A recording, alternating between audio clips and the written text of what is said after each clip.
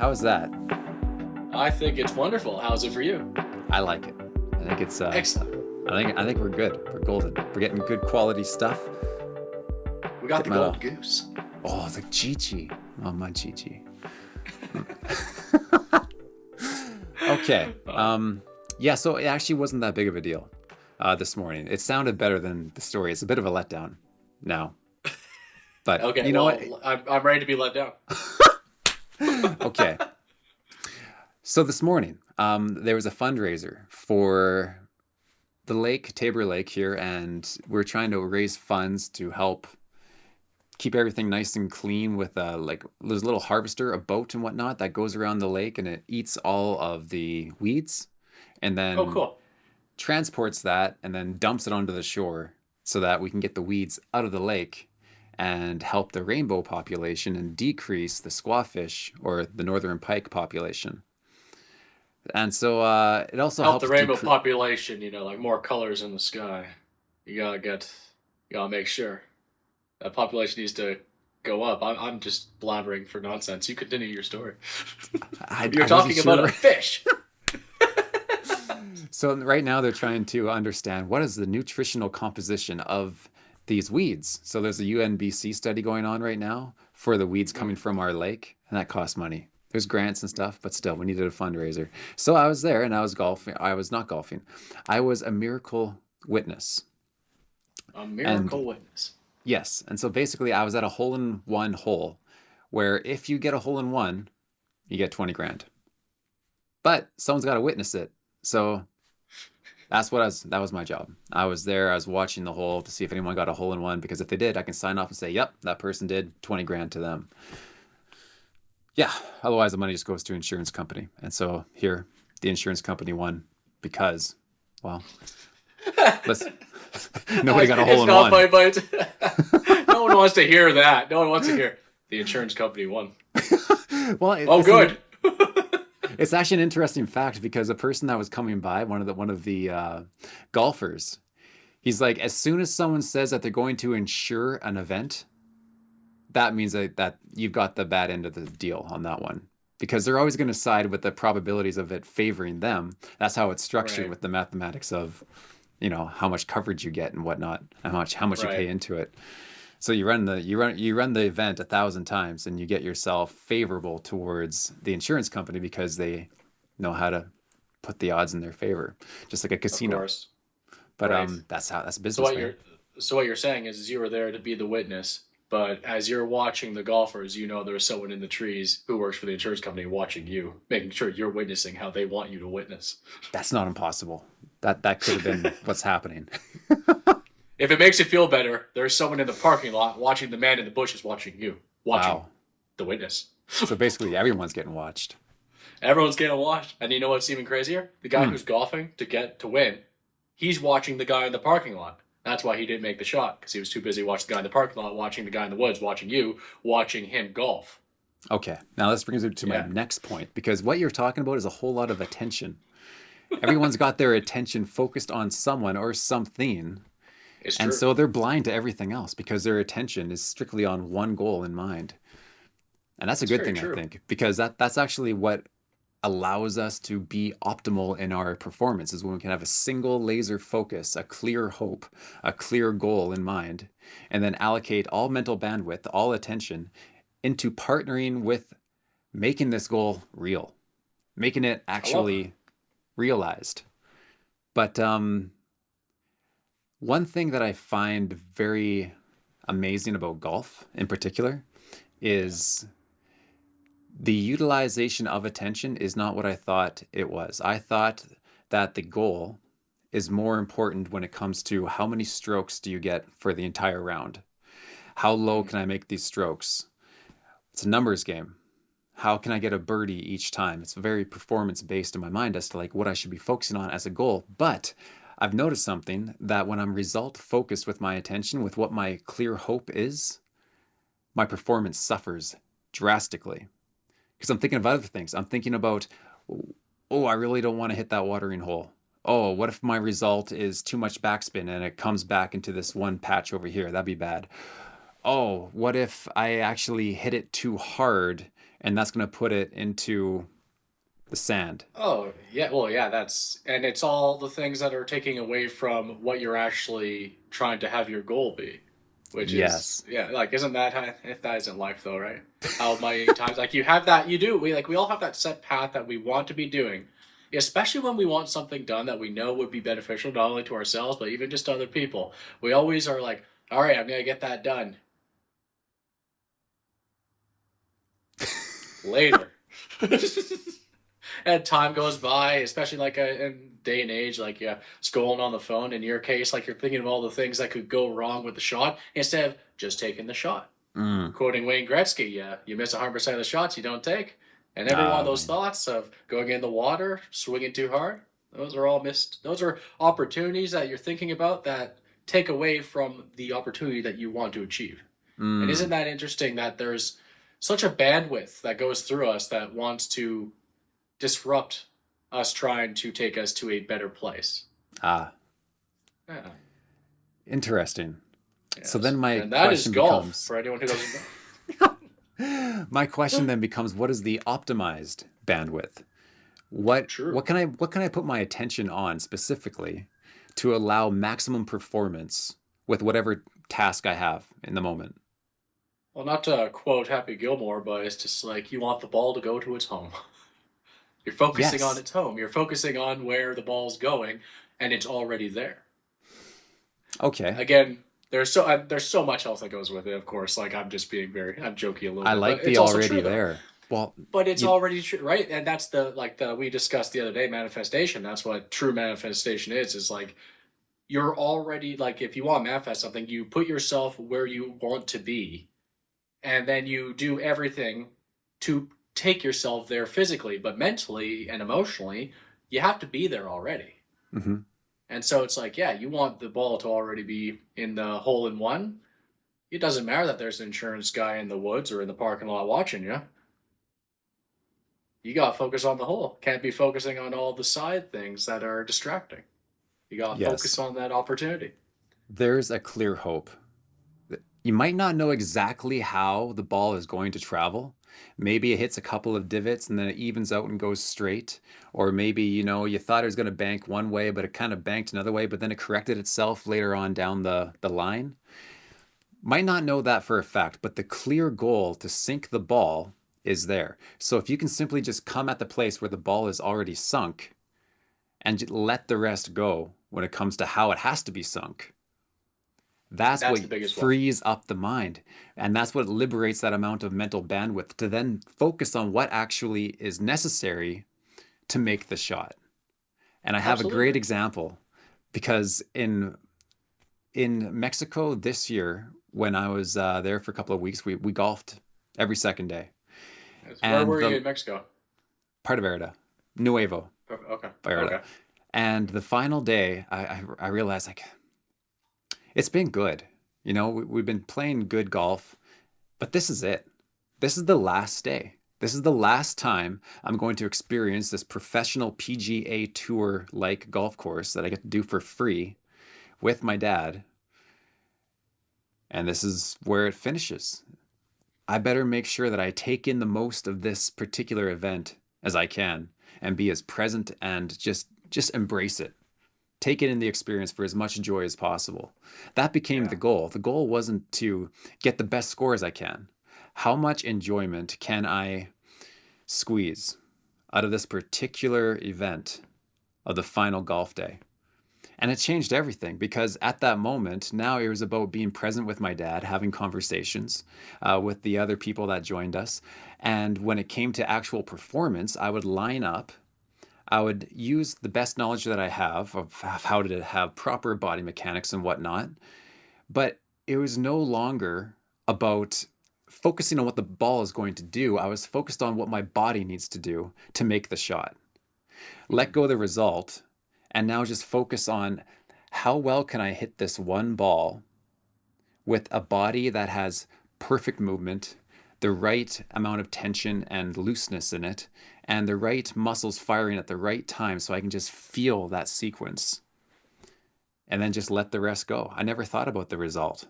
I focused on how much can I just do the best I can with the swing and then trust the swing. And the moment that I And you're did having that, such a good time with your dad. Yeah. great time, lots of enjoyment, more enjoyment than I had in the previous rounds. But more specifically, my performance skyrocketed. Now I was suddenly hitting pins on my third shot. What's And pins? after Sorry. 5 holes, oh, like the pin of the hole, like when I'm doing a Oh, chip, I see. I see. like it Yeah, yeah. almost goes in when it's like a 30 or 40 foot chip. It's not supposed to go in the hole, but it almost did. And then I got two But it birdies and almost three did. You pars. It should have almost saw. did. Yeah. And I remember just having what seemed to be the best favor that what golfers would, or anyone would call good luck, where I just hit the ball without like really, really trying all that much to sink it, but just doing my best. And it goes in. There's no hesitancy, there's no double mindedness. All of my attention is being allocated to doing the best God blessed shot I can without needing to say what the result needs to be. And that liberates it because if there is a want of what I want to happen, that's taking up bandwidth. That's stealing mental attention that I could be allocating to the body mechanics, to whatever's actually necessary in the moment to pull off that particular movement to do what is the clear hope, which is number one, to just simply enjoy. But I still want to sink the ball. That's Of still part of the course. game. You want to perform well, so that's still part of the hope. It's just not the Absolutely. main driver. It's the effect. Pun It's intended.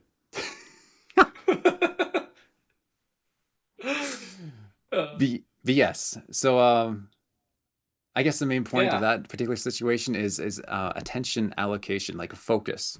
What is like when you're writing a script, Hmm.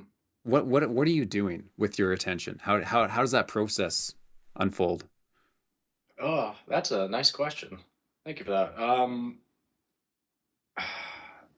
I when I find I get into a really good groove of writing a script, it is a lot of just sitting down and my fingers start typing and I'm not thinking anything. It literally does feel like it's just like I'm a conduit for whatever I'm creating. Like it's just as I type and the words come onto the page, it just feels like something's flowing through me, and like it does. Like I hear it in my head and I see it like in my mind's eye, and it just yeah, it just starts to flow onto the page. And then there's sometimes though, what's interesting is it's when I start to think I'm either on a roll, or it's like oh yeah, now I need to get this done. When it becomes a need, it starts to I start to lose almost connection with what I'm doing because I'll be typing and then I'll be like, actually, I don't like that line, and I'll delete it, or I'll type a line and then I'm like, what do I say after this?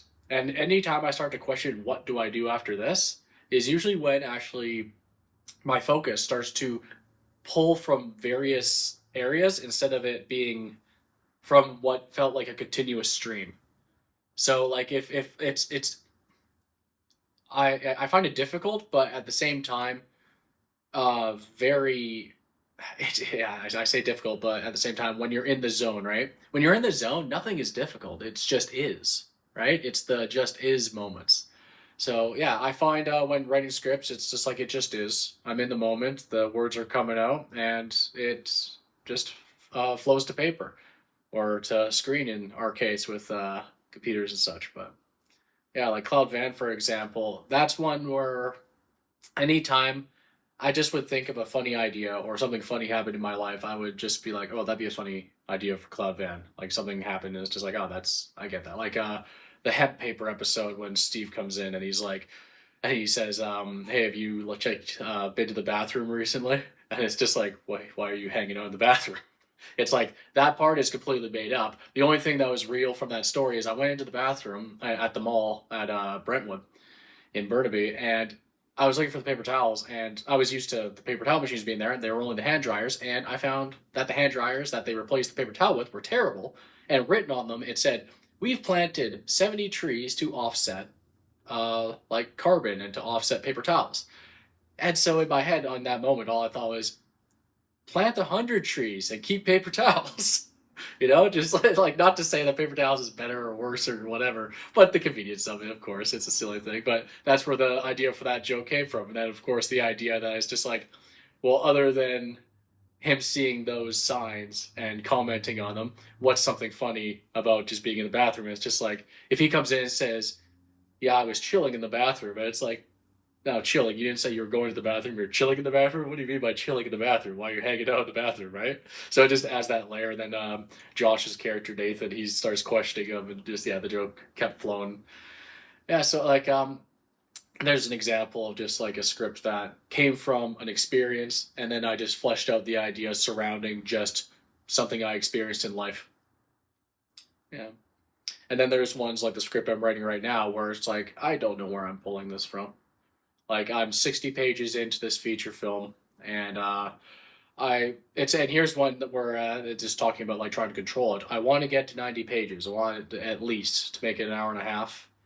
But at the same time, it could go more, or maybe it will be less. But then everything is filled in with just like there's shots where there is no dialogue, of course, in movies and such. And the idea for this one purely came from just from a stupid title. Just I just thought the title was funny, which I'll keep to myself for now. We'll talk about it another time. But just yeah, just like once the script is done, we can discuss that one again another time. But yeah, with that one, it's been in the process for 2 years, and I sat down and wrote a big chunk of it, like the first I'd say like 15, 20 pages in one sitting. And then there was a break, and that's I know there's a big one. Taking breaks when you're writing scripts, I think, is probably the most detrimental thing you could do. It is it makes it very difficult to go back, and because when you reread what you wrote, you are now being analytical of what you wrote as well.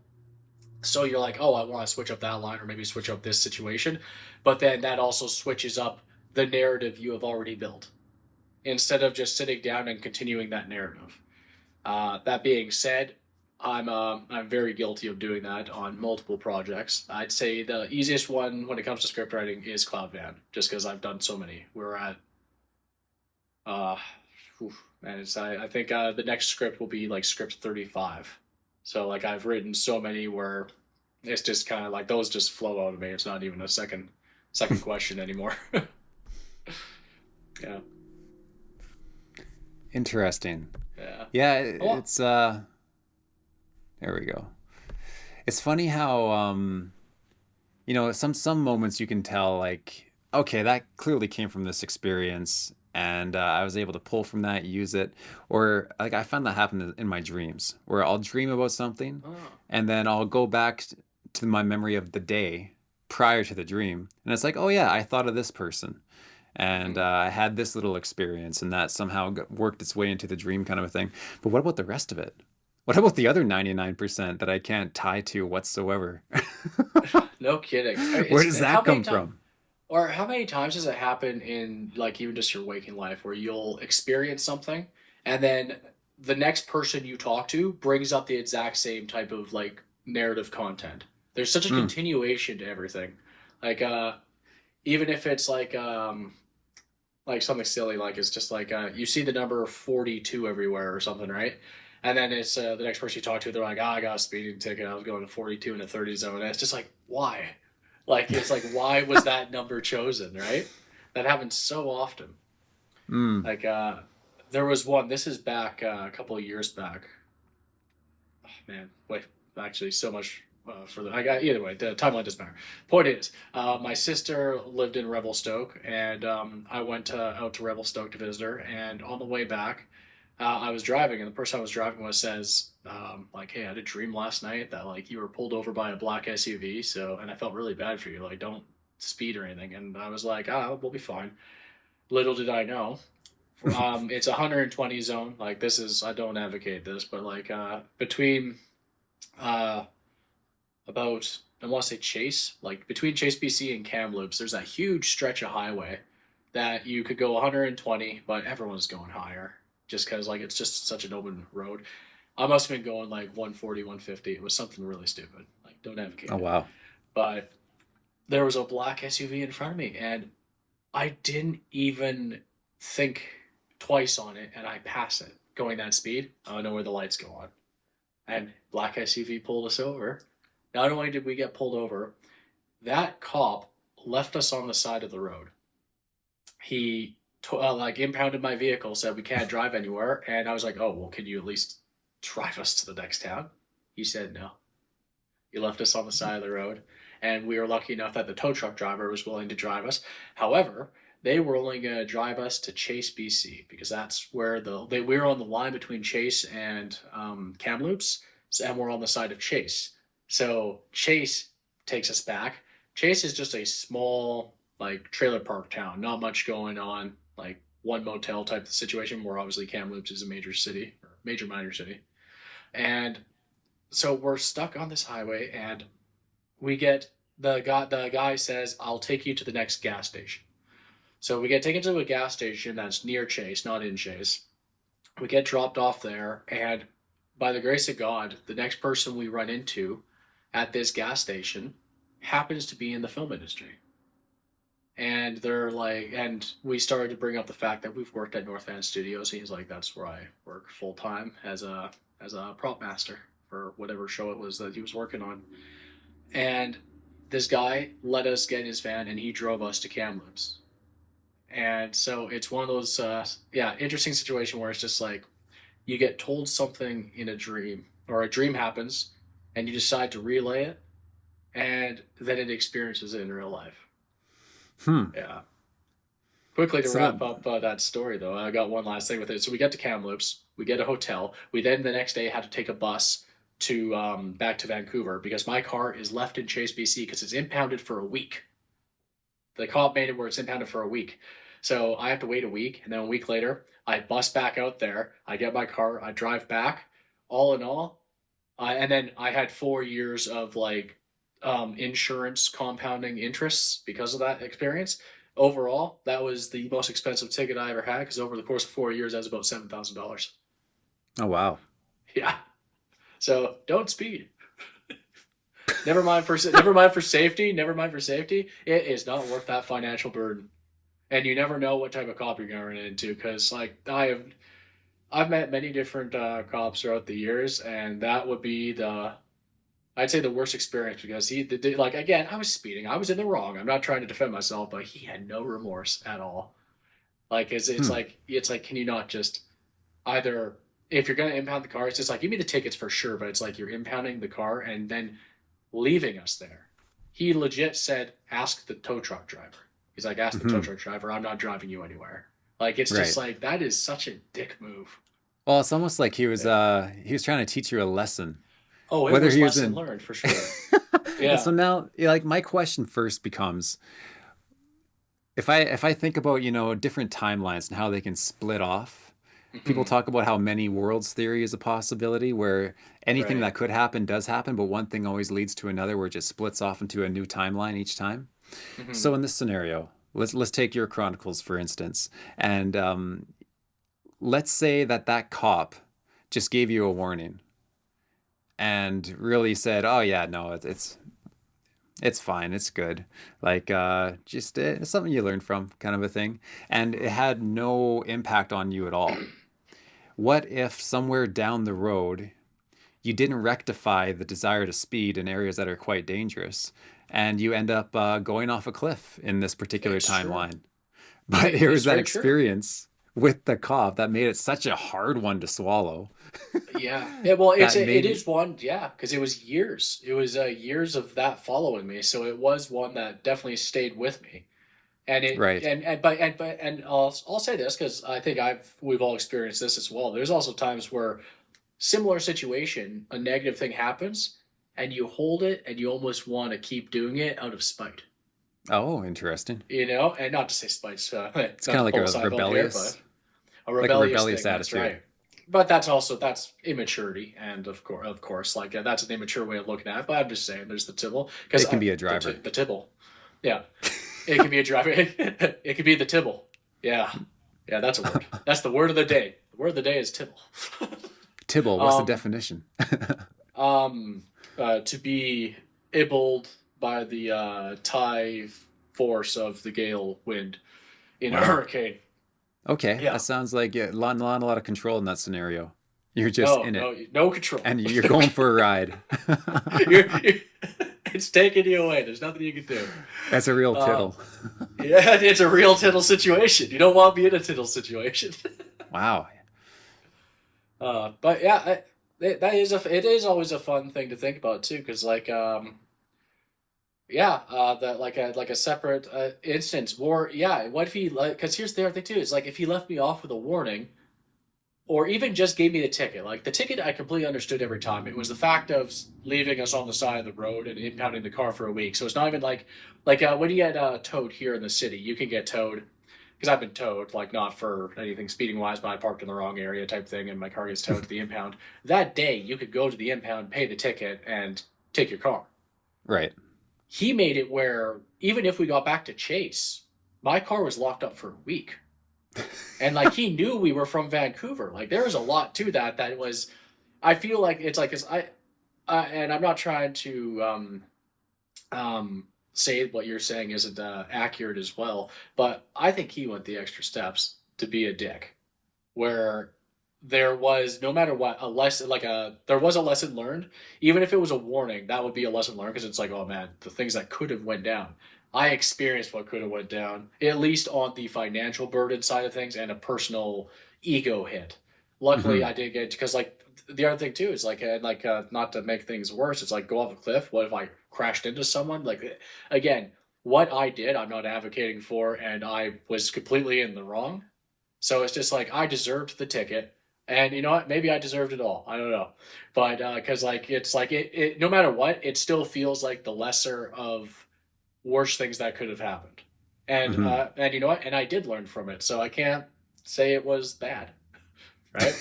Because I the only ticket I've gotten since then was I think it was a red light camera. So it's just again not the smartest things, but it's just one of those ones where there's no one around, the light's turning red, and you're like, I can make it. I can make it. I've done that. Right? So We've one had time, those because of those red light cameras, yeah. yeah. But in the sense of driving safely, yeah, it's not worth it anymore. And I think that's also a thing where the older you get, the more you're just kind of like, I'll get there when I get there. Mm. Hmm. Yeah. Someone, I forget who it was that said something along these lines, but they say that basically life is how you interpret it, or our True. experience is how you interpret it. Like for Mm, example, going back to the cop there. yeah. Yeah, very unpleasant individual. He wasn't out for your good, probably. He was just thinking whatever he feels like he needs to do, he's going to do it, and there's no empathy there. So it's not like he really wanted good things for you per se. Maybe he wanted. I don't know. It's hard to say. But the point is, you experienced something that was challenging, not Oh yeah. necessarily what people will call favorable. Like who you don't want to deal with that type of a personality. It's stressful for one. $7,000 is a Yeah. lot of money. So Yeah. I mean, Yeah. those are some seemingly unfavorable circumstances, but favorable is down to interpretation. What makes something favorable is whether or not you can see it benefiting you and your life given what took place.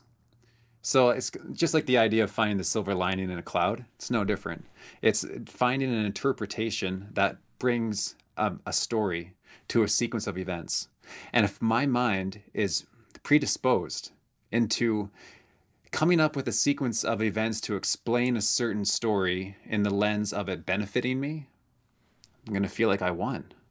I'm going to feel Yeah. like I've gained something that's actually quite valuable. And that will stop me from venturing down a line of thought that just dwells on how ridiculous this entire situation is and how that person was just so out of line. Well, see, And that's all because these you're a different, healthy person. well, sure. But the only difference is in interpretation.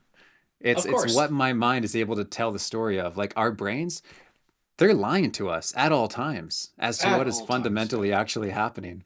Like I remember watching this one TED talk and this guy was saying how our vision system works Mm. and how have you ever tried to catch a fly with like just like clapping your Of hands or course. something like Of that? course. Yeah. And how hard is it to actually do that when it seems like the fly was right there?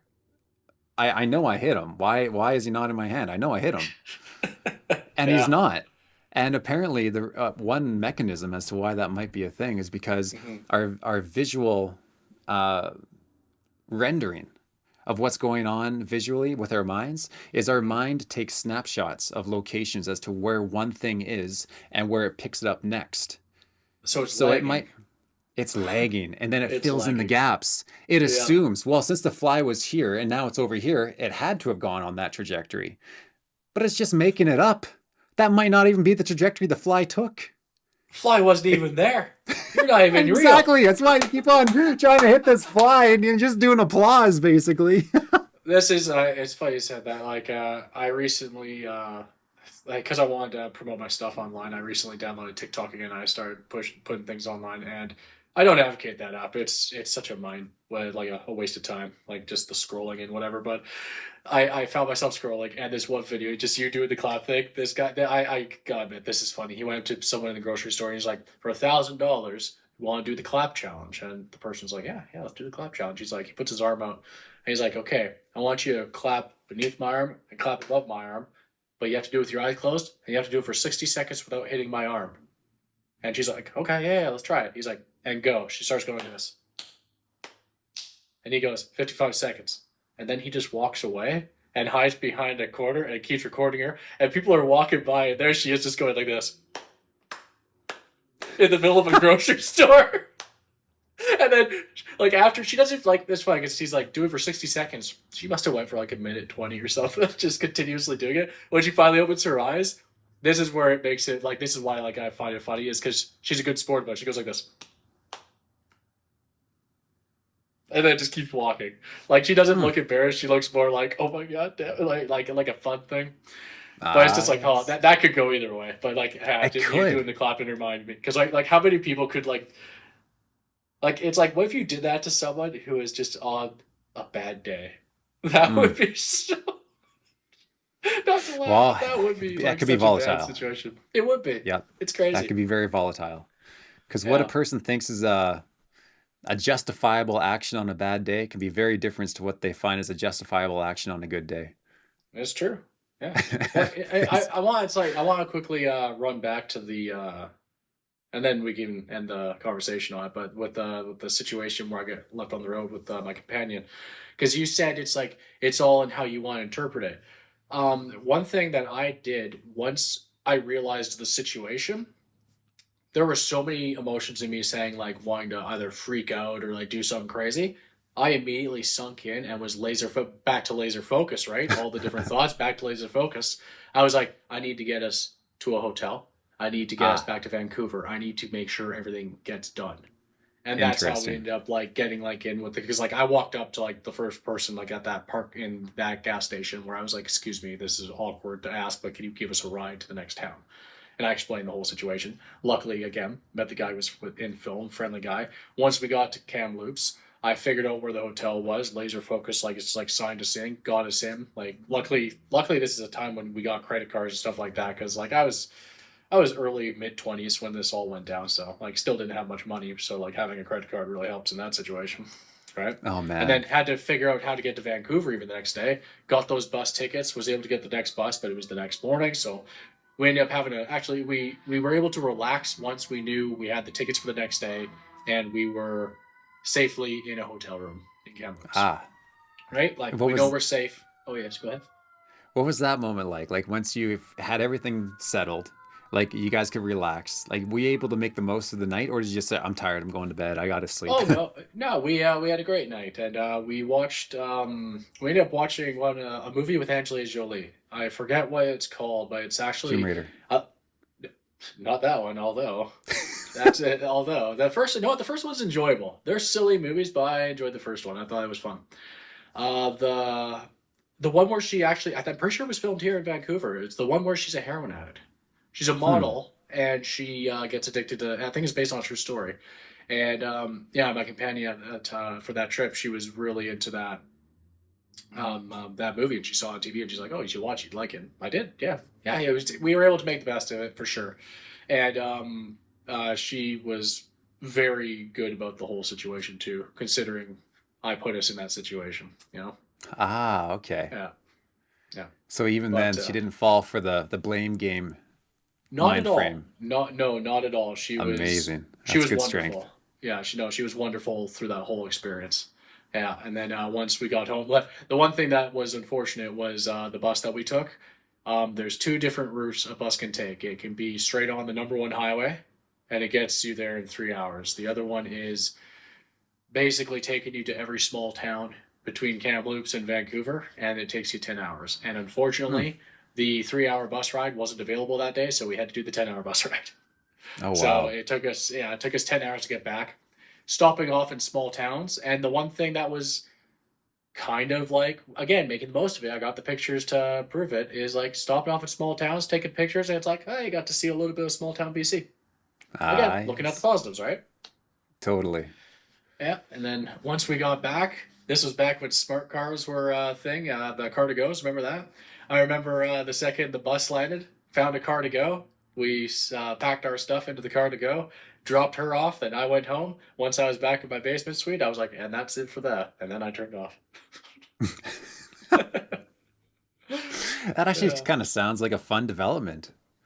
It it for the situation that caused it all to unfold. I think it turned out to be like no a really it was a good experience, and it's again it's like what you discussed. It's just like it's the mindset.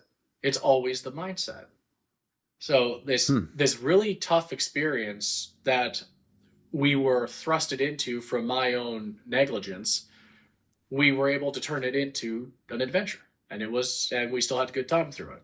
Although Right. there were moments throughout it where it's just like, rather be home right now, rather not be going through this.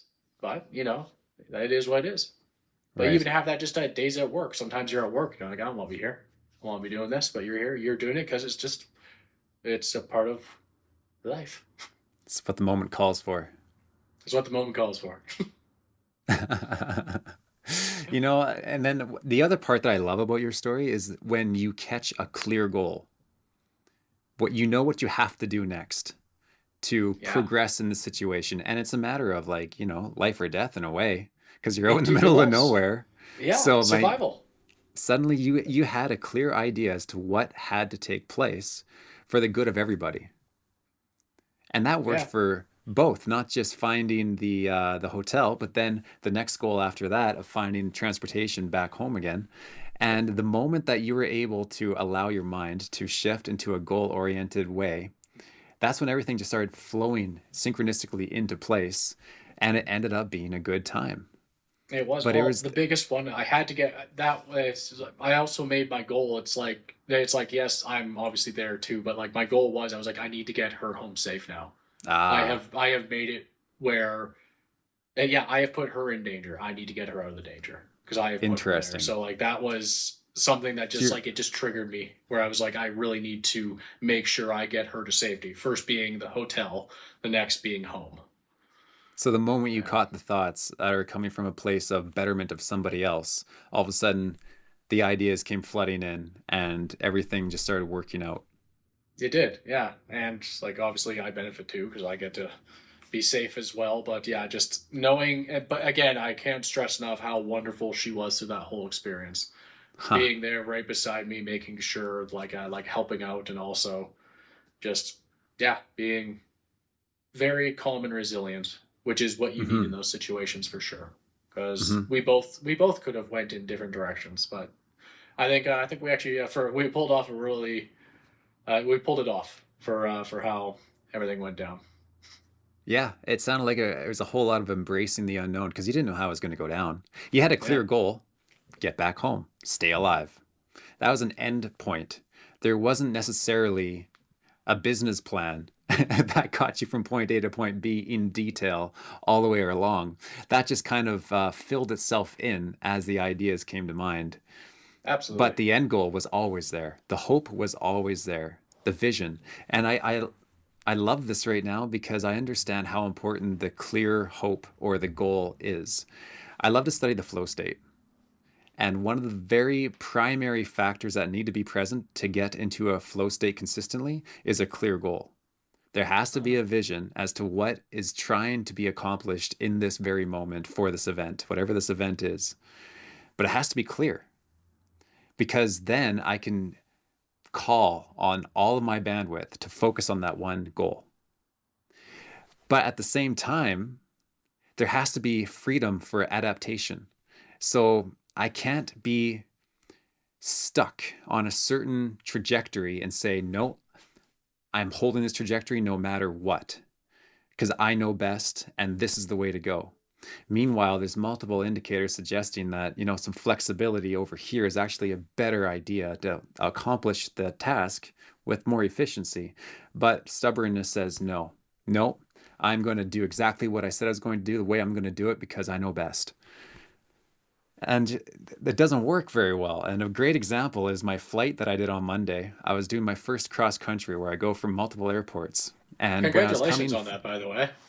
thank you. That's a great Yeah, video. It's a great video you shared. That's awesome. I'm glad. Yeah, I love making it too. It's actually really fun. But going from the Quesnel Airport to the Vanderhoof Airport, that was the longest stretch.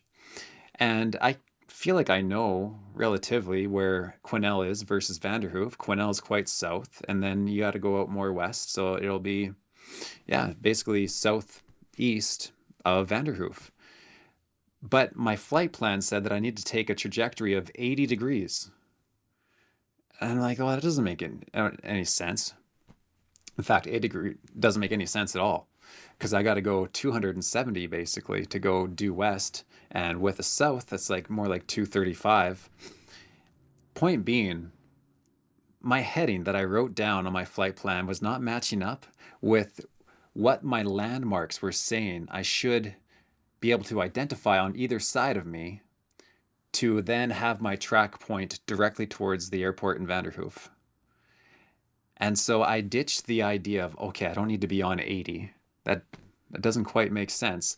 I'm going to make sure that I come up to my two landmarks here, point myself in between them, just like it shows on the map on that rail, and then I will make that my new heading, because that's where I want to go. And visually, I can now see on the horizon that's where I need to go. So forget the flight plan heading. I'm going to now just look at my compass and my gyro to say, okay, I'm going to be following 236. And that becomes my new path, because I was able to adapt to the truth of the situation. I wasn't stuck in my own stubbornness of what I think had to happen or what I think had to be. I was adaptable. And being adaptable to accomplish any kind of a mission is very good for the flow state. Another thing that comes to mind, remember when I was playing hockey back when I was a teenager and there was high stakes? This was just before the playoffs. We were down by 2 goals. I said, okay, I need to come up with a hat trick. That's what needs to happen. So, I love it. there's like 5 minutes left in the third period. And I remember just being so focused on the goal of getting us to overtime by having a hat trick or winning.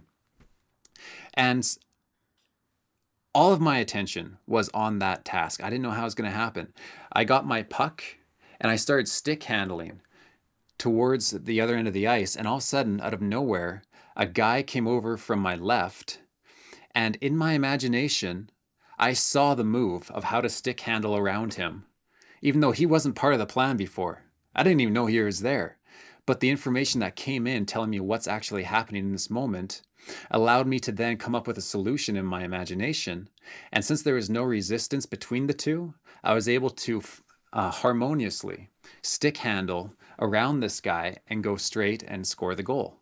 But there's this hyper flow state moment where time was dilated. It felt like everything was in slow motion because I was so hyper focused on the incoming information telling me what's going around me, and then the answer of how to harmonize with that to accomplish the goal at hand, which was to score and get us to overtime. But I didn't know how it was going to look. I didn't know what it was going to look like. I didn't know how to stick handle around. I didn't know how to shoot the puck. I didn't know what kind of a goal it had to be. All of that came in the moment by allowing myself and giving my mind permission to come up with the right answer given the customized situation. So it's that flexibility and adaptation again. But having the focus be the anchor to keep what the narrative of the mind needs to chew on to get the best information relevant to the moment. But yeah, not having a plan. Oh man, do you have any stories coming up for you right now? Oh no, share away. Because I have another one. I want to hear it. There was another time I did a hat trick. I took my hat off, took the card out. It wasn't their card. I walked away ashamed. Oh no. Anyway, your story. So I was in a conference with Dr. Caroline Leaf, and I was the lead singer and Who's this? Sorry. guitarist. She's an author. She loves to study psychology and then blend that with spirituality, more specifically spirituality from the Bible, Oh, very nice. and marry the two as to how they're complementing one another. So she's a neuroscientist. Oh, cool. Nice. Yeah, very cool. I love. She's one of my favorite authors. But in this scenario, she came to our studio church, and we had a conference there around uh, her content. And I was part of the worship team, so I was the main singer and the guitarist. And so we had sets of 4 songs or so, and then after those 4 songs, they would transition into her presentation. And so we finished our 4 songs, but the host of the conference is not in the front row to come up and transition into her talk. There's nobody there at all. And we have no more material. So the pianist, she keeps on playing the same 4 chords, just cycling back and forth from the previous song, trying to fill the space as to like, we're live right now, we're broadcasting internationally. So we got to keep the show going and, Yeah. make it look like it's still intentional kind of a thing. And in that moment, I didn't know what the best thing to do was, but I had an idea because I've always wanted to be a spontaneous singer, where the content just comes out of me, kind of a thing. 'Cause I've seen people do it. I'm like, that's an amazing skill. I love that. It just Yeah. feels so raw and authentic. And I'm like, this is it. If there was ever a moment that calls for that to happen, it's now. And so one lyric came to mind, and it came with a melody. We stand before you. That was it. That was the entire lyric that I had. There was nothing after that. And it wasn't even much of a melody. It was just, we stand before you. That was it. That was the only pattern. I'm like, okay, I'm just going to take a leap of faith here. I don't know how this is going to go, but I have to say yes or no. I'm predisposed into saying yes. So here we go. I sang that. I sang that one line. Just before I finished singing that line, my mind delivers another lyric with another portion of the melody, just in time for me to partner with it and sing it out. Meanwhile, of course, the band is still doing their cycles with the chords, and I'm doing the same thing with the guitar. When I finished that lyric, the next one came. When I finished that one, the next one came. Every single time I sang the lyric that came to mind, the next one came. And then that broke out into a chorus. I'd never had a chorus in my mind before. All of a sudden, it's just coming out of me, though, with complete fluidity. And it sounds like a preconceived, premeditated song that actually has beautiful structure, really nice patterns, amazing content. The message is fantastic. And then that flowed into an instrumental where the entire band came in. And now I'm into my second verse, and then to a second chorus. And then with a perfect tying up denouement of the entire song, just came together in this 3-minute period of time, at which point Caroline Leaf was able to come up afterwards. So the timing was absolutely perfect, but I didn't know how it was going to go. I just had a hope. I had a clear goal to have a spontaneous song of substance come out of us. That was it. That's all I had. And it was Wish. the Yeah. adaptability of allowing my mind to simply receive the information and then instantly partner with it without trying to say, is this a good idea? Is that a good melody? Is this any substance? It has to be non-judgmental, where it just lets it There it flow out. is. That right there, non-judgmental. You want like I can pull that back to writing. That's how I write, non-judgmentally. Because like there are Huh. times where then I'll reread what I've written and I like I'll be like that sounds stupid, but then at the same time, but maybe it will be performed funny, and that's usually what happens. Especially like I give Alistair a lot of props who plays Stan the Dealer. I write him some lines that just like when I write it out loud, it like let's write it down. It's like it's dumb, but I know Alistair's gonna make this funny, and he does. So I feel you on that, where it's like it's just the non-judgmental. Because like the second I become judgmental in writing, that's when I start to either delete lines or try to rewrite or try to restructure. So it's amazing that you can fall into that, which Interesting. I've seen you do in person. I remember one time we were going for a walk. It was the time we walked Burnaby Lake 5 times, and I remember I got there and you were playing guitar, and you actually had a small congregation of people just coming around.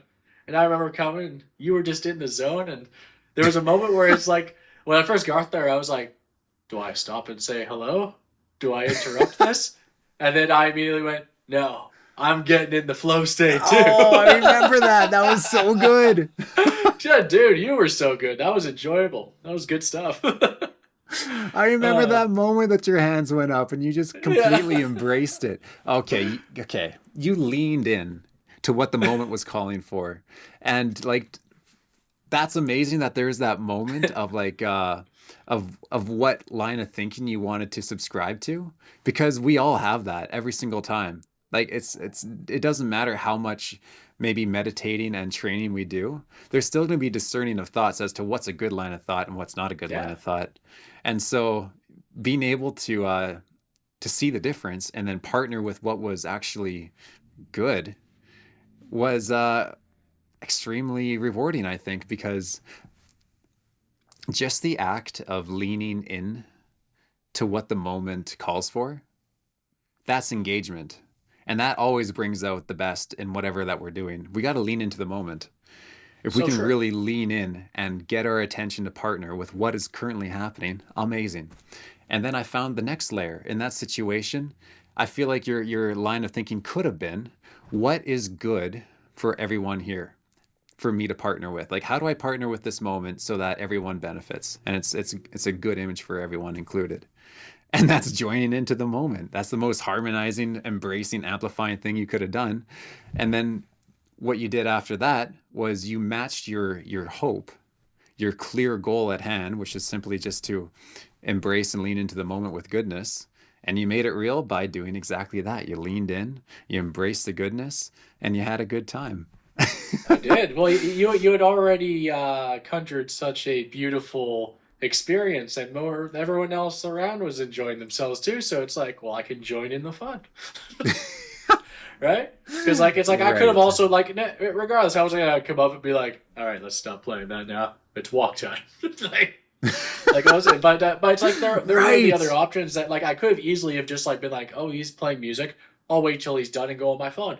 But it's just like, no, you had made such a Ah. beautiful atmosphere that I was like, I'm getting in on this. Oh, that's so funny. And yeah, and it could have been taken so many ways too, because yeah, no, there's so many different ways of thinking about that where it just doesn't allow the person to participate in the moment at all. Yeah, Yeah, I think of those thoughts as distractions, those lines of yeah, thinking. it's true. They're not relevant to actually what's truthful in the moment. They're only relevant to what we think is true in our minds. Mhm. And that's often just illusions based on Always. conjectures and nothing pretty much. Some of the most freeing moments of my life is always when I just engage with whatever the situation is calling for. Oh And that's man. but it's always, and I don't refer that to in any situation, but I like in any situation that the vibe and the experience is coming from it's like joyful and loving harmony.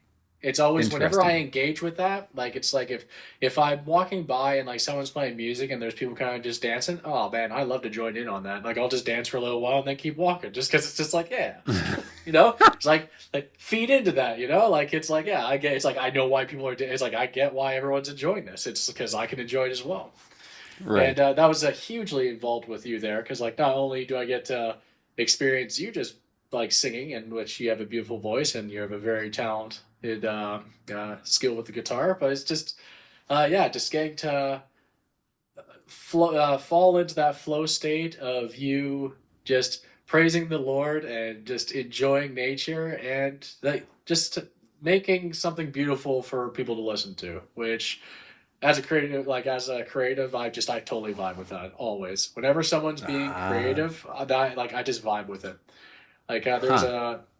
I was on this short film recently, and there was this younger fella. He was our DIT, which is like he does the digital lineup of audio and video, like Hmm. for what we record. And he shared with me these videos he makes that are doing pretty well online, like making a couple hundred views video type thing. And he's taking The Simpsons and re-editing it, and he's doing the characters' voices, which is very impressive because they sound very close to how the characters sound. But it is edited in a structure that, like, for someone like me who has made Please Look Away, Things Get Better, I'm no one to judge bizarre content. But what he has created is very bizarre, and I don't understand it. And he tells me this too. He's like, "This is Zoomer humor," which I'll tell you, for someone to tell me it's Zoomer humor, I've never felt older in my life than when someone goes, "Oh, it's from this generation. You're too old to understand," and I'm just like, "Too old," you know. I But see. yeah, but back to my point, it's just the what he made as a creative, I completely like. I told him this. I was like what you have created, I completely respect, and I think it's like the like I can tell the work you've put in, and I'm impressed. Well done, because like everything you've done with that, well done. The content itself, I don't get it. And that's an interesting thing for me to say because like I watch a lot of weird stuff and I'm into all types of stuff. It was the first time where I really was like, I don't get this. I don't Huh. understand it. And that's what he like said. He's like, oh, it's from my generation. He's like, my generation understands it, and I'm just thinking now it's just like your generation. Back in my day. uh, but yeah, Interesting. vibing with creativity, man. It's never the wrong choice. You know what I love about creativity is it is basically related to the flow state because Always, something is 100%. being created within any flow state. Whether Yeah. I'm creating a beautiful line of stick handling to fly and Of pilot a sorry puck into a of net, what? What was of your stick first handling. example? Stick handling. I thought you said stick candling, and I'm like, okay, what's stick candling, Lars? Like I'm candling, it's curious like too. it's right now. It's like tittle or whatever the word was, right? It's like that's the creativeness of the day. Stick candling. That's making candlesticks. You're a stick candler. Okay. I just realized a new definition for creativity. Creativity is simply having a clear vision and then bringing it to fruition. And it literally can be anything. Say that one more time. Creativity is having a clear vision and then bringing it into fruition. Vision to fruition. I just liked the That's all it flow is. of that. Vision to fruition. It could literally That's the just be figure eight. Vision to washing fruition. dishes. You Oh, have a vision of all the dishes being nice and clean and drying and stacked. And then that's how you I bring it to felt until I got fruition. a dishwasher. But even that in itself, Yeah. it's still the same thing. It's just less work now. You have a vision of Recent. clean Oh, dishes. All you gotta do is put it in the dishwasher and hit it. But it's still a it's a. creative process. You're creating clean dishes. Yeah. Oh man, the first time I saw a dishwasher, I was like, I'd hit that. Wow. Beep. Turned on. Wash the dishes. I was like, so clean. So like, you didn't have to use a hammer. Now, this is an interesting story. So now you didn't use the hammer, not this time, but I got nowhere to go with that. We'll move on. There's nowhere to flow. We can't flow there, Lars. We must move on. Okay, moving on. I am getting to a Yeah. point, and here's what I think the point is. I feel as though you know how I've talked about the optimized mental bandwidth allocation? Yes. Okay. All right. Yeah. So it's conjuring Yes. up Yes. all Sorry. of the mental bandwidth. What do we do with that? How do we channel that into the most effective path possible to accomplish any given thing for any given moment? Mhm. We've established one thing. We need a clear goal. There has to be Yes. a vision as to what I am trying to accomplish in any moment. Just like in acting, there's always an objective for the character in the scene at all That's times. right. That's There right. is always a goal that that character is trying to accomplish. So in this scenario, is there a clear goal? Boom. If there is, great. Now, what is going on around me? What is the event that I'm experiencing? Is it simply a conversation? Because if it's just a conversation, then I can deal with I can partner with that. That's an event in my mind. I'm having a conversation with somebody. Great. Now that goes to the next part. So now I'm leaning into the moment for what it's calling for. I'm leaning in to say, okay, I'm going to be the best God blessed conversationalist I can be with this person right now. That's my clear goal. And now the second layer is what content allows us to be a good experience for the other person and for me. Where's the win-win here when it comes to like what does that look like to have a good conversation? And so now my mind is staying sensitive to good content or good things that are going to be of benefit to this person and to the conversation. So as I'm focusing on that, I'm pulling that. It's like I'm a vacuum basically at this point where my clear goal and my desire of bringing value into this moment with this person is acting like a vacuum to suck all of the creative thoughts out of the ether into my mind for me to then catch a vision to then partner with and adapt accordingly in any given moment because every second is a creative moment. And I don't know how the conversation is going to go. I'm just staying sensitive to what the good content could be and allow the inspiration to just flow out. So there's three stages. It's the clear hope. It's the leaning into what the moment's calling for. And then it's finding the good vision for all parties involved for whatever that thing is. But when we're able to do that, when we're able to keep that cycle constantly cycling to keep our minds on track with the substance of the moment at hand, then that allows us to stay completely present as a result because all of our attention is being called and drawn on at all times, pulled on to be injected then into the moment. So by default, that person is now 100% engaged and present with the moment. And that's where the best stuff is because that's what stops our minds from trying to tell us irrelevant information in regards to what the moment is at hand. Like, for example, when I'm having a really good dinner, I'm having a really tasty, and I've been so hungry for such a long time. And finally, it's time to have this amazing pizza I've been craving all day. Right. I get that first bite. Oh, just the deprivation of like leading up to this moment of how good that first bite is, and then the next bite, and the next bite, and the next piece, and then the next piece. I'm starting to, it's not a novelty experience anymore, but it's still really good, still delicious. But There is. I'll let you finish your butt first. Go ahead. but my mind wants to wander now. There's still so much value to be extracted out of this delicious experience of goodness where this pizza is still blowing my mind, but it's not blowing my mind as much as it was before because prior it was a novelty experience. So now my mind is like, okay, you've had your fun. Now let's think about those taxes. What? What do taxes have to do with this? Just let me eat my pizza. I don't want to think about taxes. Caesar my taxes, can have this year's.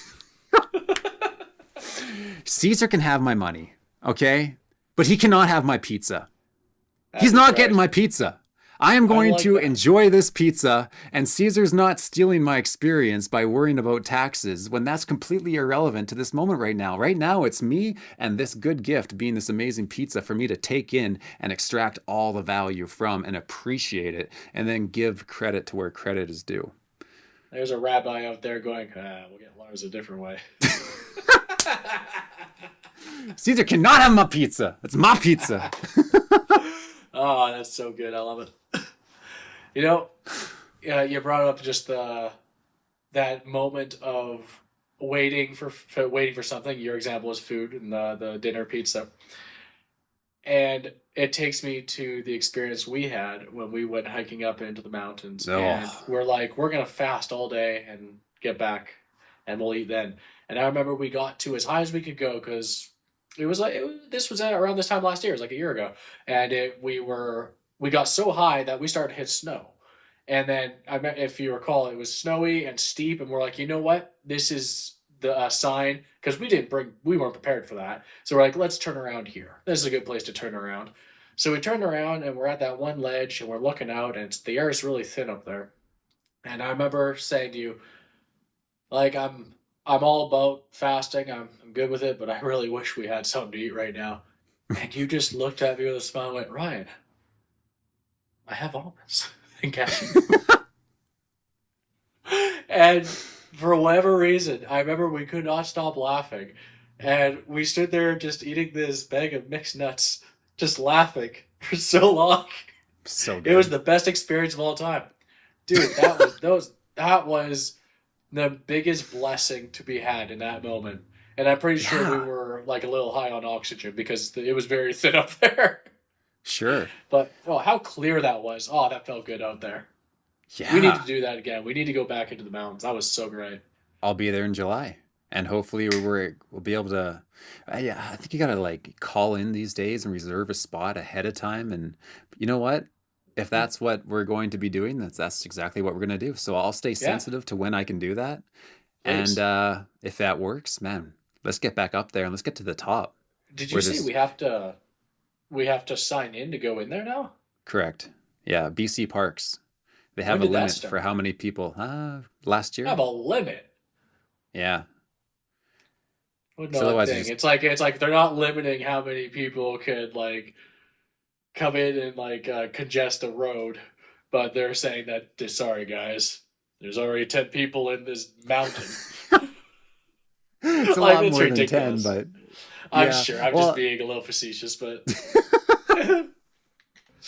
I know. and then No. next day it's like you see a turtle walking by. Nope, nope. We're at our turtle capacity. Oh man. Oh, Okay, so this entire time I've it's ironic actually because I was wanting to use my laptop for this conversation because I thought I had much more space on that than my phone to record the video file. About sure. an hour ago almost, I ran out of video space. So that's why I was distracted. My attention wasn't 100% there. I was trying to deal with freeing up space on my laptop to see if I can keep the video going. And because of Mhm. that, you could hear it in my voice. I kind of fell off. I was no longer in the flow with you. I was distracted. And You now missed my I turtle joke. I might have. I can't think of it, so I totally did. Oh, But shell now it's shocked. saying that there's 0 megabytes of space left on my C drive right now. So So what like, you're saying is maybe this is a time to call it for our first day. yeah, makes sense. Yeah, I could see that. But I I'd can like to easily do keep a talking. I'm quick. fine. I'd like to do a summary Sure. of like what do you feel like this conversation has been about? If you could think about like the highlights or any like nuggets, like what was it for you that you have as a As a focal takeaway, point? Yeah, and like the values that we were. right? You just said it right there. Focal point. I Oh, think that is what it's been. I think we've been talking about we've definitely pooled from experience, but we've the main topic I feel has actually been on having that clear goal, no matter what the situations around are basically being pushed upon you, whether by force or by choice. As long as you have that straight narrow goal to where you want to be, you're gonna make it there. Our mm, conversation's been about manifestation, my friend. yes. And that's actually a very interesting that's my one of my favorite gems of our entire conversation today too. And it makes me think of one of King Solomon's quotes Ah, where plans in a person's heart can be made, but it's the Lord that establishes the steps. I love that. It's beautiful. So you have a hope, you have a vision in your heart that you can see, Hmm. but you don't know how you're going to get there because that's his job. Right. He's the one that installs the steps. Even if we think that we're the one that's going to plan it out and make it happen, it's actually him that's making it happen. And which is why it's so liberating and advantageous to surrender how it has to go to then be made available mentally to adapting to what's the most efficient given the circumstances to There it accomplish is. the And goal. that's yes, and that's I love that because no matter what, like you have the idea of where you want to be, but how you get there is what you need to let go of. Mm-hmm. That is because if you try to control how you get there, you will forever be stopped by distraction because Ah, you're then focusing on the fact that it's like, this wasn't the step that was supposed to take me to the top. It's like, no, I can't follow this step. But it's like, there's a book, The Alchemist, I think it's called, that is very much like that.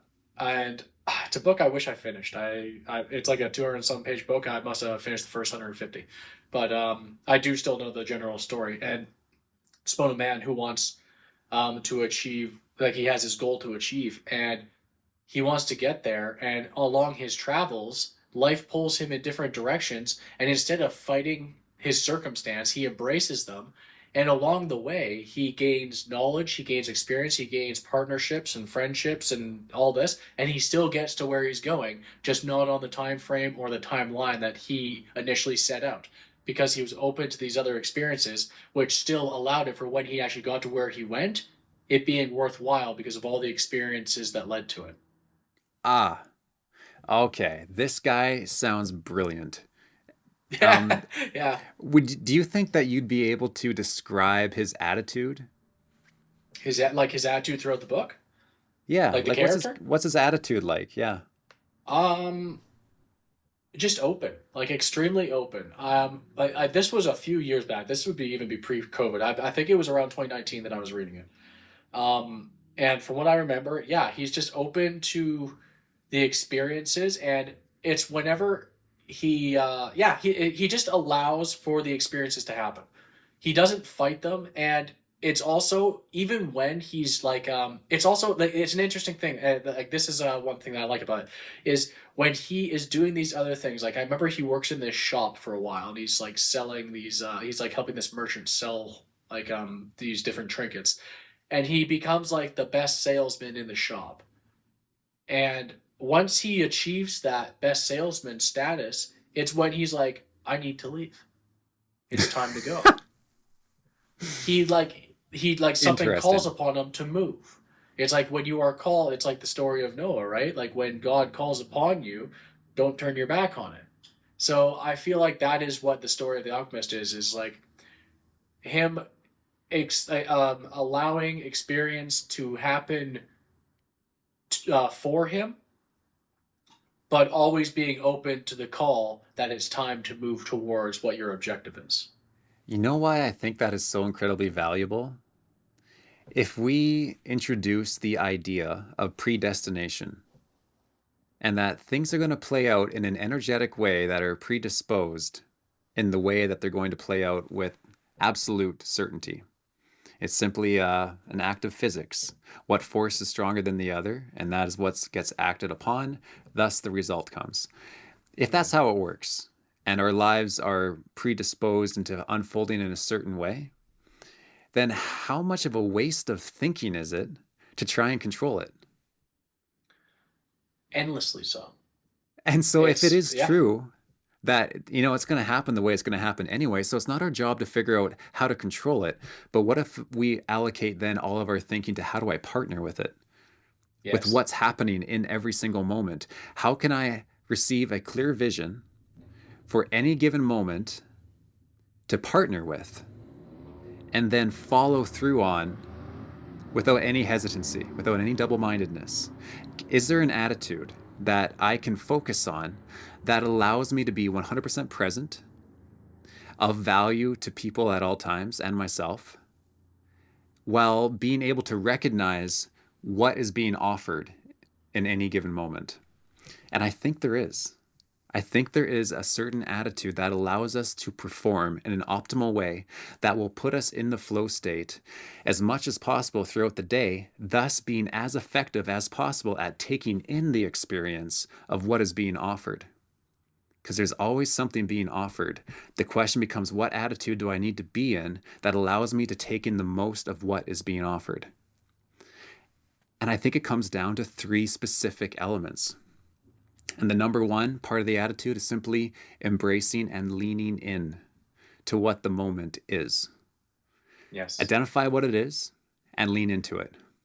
Yep. If it's listening to a podcast, how can I be the best podcast listener of all time?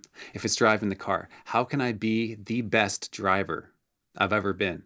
Whatever it is, big or small, there's a version where we lean into it and do our best with it. So that's number one, leaning in. But then leaning into what? And love is always the answer. And love is Yes. always for the betterment of the other person first, and ideally for all parties involved.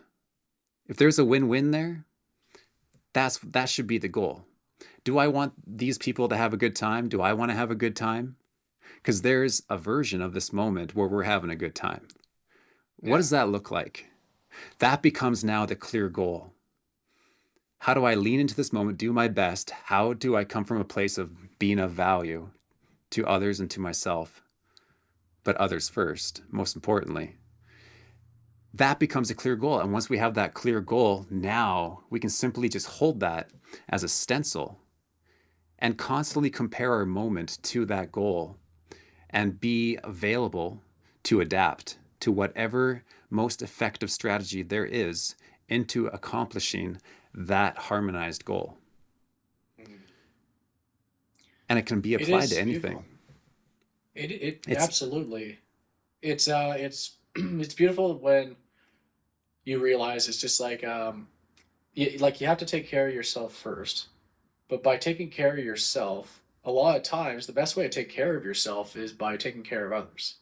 Because like it's like if you're only focusing on your problems and you're making it about yourself, that's detrimental both to your own health and to those around you. But if you're focusing on yourself by deriving your happiness by what you can do for others, you will always be happier than if you're trying to only derive it for yourself. Because by totally, trying to make others happier and actually seeing the effects of making them happy or being beneficial to people, it is beneficial to your soul. It's beneficial to your heart, and it's just from what I understand, it is what God wants for us. He wants us to constantly be in that flow state and of love and of acceptance. And there is a difference between acceptance and um, essentially being like dominated by an opinion. And like when I say acceptance, I mean like it's like accept the fact that like you can. Like, I don't even know where I'm going. I feel like I trailed off onto something. something good. Yeah, perhaps. It's funny because like we live in a very interesting world when it comes to the term acceptance, and I feel like I almost started to fall into a political line of thinking with the word because hmm I truly believe that acceptance is very important. Um, What but if it's also yeah, please. What if we were able to accept in every single moment that we are gaining something of incredible value? Something is happening inside of us Hmm. every single second of the day that is so advantageous, we can't even comprehend what is taking place or even hope to imagine how valuable that second was in our Yeah. life experience. What if my mind had a predisposition to being able to accept the idea that there is incredible value being imparted into me in every single moment? Would that then elicit the experience of appreciation? Because if I recognize that it's valuable, then that's going to make me appreciate that experience because I just received value. It's an automatic cause and effect type of situation. And there is a verse in First Thessalonians, I believe it's 5:13 or 5:16, that says that it is God's perfect will for our lives that we are in a constant state of appreciation through Christ, Mm, right. which means it's possible. If that's his will for us to be in a constant state of appreciation, that's a possible experience that I could have if I have the attitude that allows me to appreciate whatever's being given. And since he is the author and source of every good gift that is streaming down from heaven, streaming just like a flow, there's a flow of good gifts, a flow of good moments that's constantly being offered. If I'm able to actually receive that for the truth of what it is, then I'm able to extract the most value from it. And the only thing that can allow me to do that is my attitude, my Then there it predisposition of my is. attention. That's right. It's Yes, all that's about what you chasing can't an control. attitude. Yes. If you want to use the word control, that's the only thing that we can't control is how we react. Right. You know, is our answer. What just happened? Balloons. I As saw if like that's like as if that's it. That was it. That was the nutshell right there. What was that? Was that It highlighted it. I didn't do that. It was like a celebration of balloons. Yeah, It's like you have arrived. You did it. You unlocked the podcast. That's awesome. Well, just like those balloons, my friend, I hope you continue to rise to new heights. Nothing but love. LA5, this has been fun. KG3. Absolute beauty. LA5. It's always a pleasure taking in the glorious path of goodness with you. It And is more to come. truly a pleasure. Absolutely. Yeah, I'm looking forward to seeing what we can do with this. Yeah. Well, you enjoy the rest of your day, and we'll chat again soon. KG3. Talk to you soon. LA5. Enjoy your weekend. You as well, buddy. Cheers. Thanks, man. See ya.